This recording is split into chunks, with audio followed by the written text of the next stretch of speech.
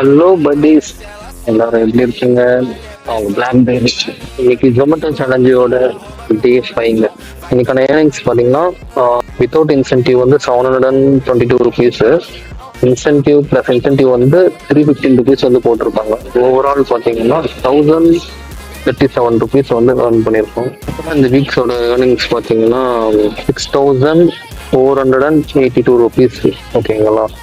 So plus வந்து இன்னைக்கு இந்த 32,000ல வந்து ₹6,482 மைனஸ் ஆச்சுன்னா ₹25,518 இருக்கு இன்னும் இந்த டார்கெட் ஆகும்.